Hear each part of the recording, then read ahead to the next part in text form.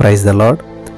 ఈరోజు దేవుని వాగ్దానము, యెహోవా చీకటిని నాకు వెలుగుగా చేయును. 2 సమూయేలు 22:29. ప్రియులారా, దేవుని వాక్యము వెలుగై ఉన్నది. దేవుడు లోకానికి వెలుగై ఉన్నాడు కాబట్టి ఆయన వాక్యం వెళ్ళగొడుతోడనే మనకు వెలుగు కలుగుతుందంట. కాబట్టి వాక్యమే మన చీకటి జీవితాల్లో వెలుగునిస్తుంది. మన ప్రతి చీకటిని, ప్రతి అప్పును, ప్రతి సమస్యను కూడా అది ఒక అంధకారంలో ఉన్నట్టుంటుంది మన జీవితం, కానీ దాన్ని వెలుగుగా మార్చేటువంటి దేవుడు మనకున్నాడు. కాబట్టి ఈ రోజున మీరు ఎటువంటి సమస్యలో, ఎటువంటి బంధకాల్లో, ఎటువంటి పరిస్థితిలో ఉన్నా కానీ దేవుని వాక్యం వెళ్ళగొడుతోడనే వెలుగు కలుగుతుందంట. ఆ వాక్యం ద్వారా వచ్చే వెలుగు మన జీవితాలకి గొప్ప కార్యం చేయడానికి సిద్ధంగా ఉన్నాడు దేవుడు.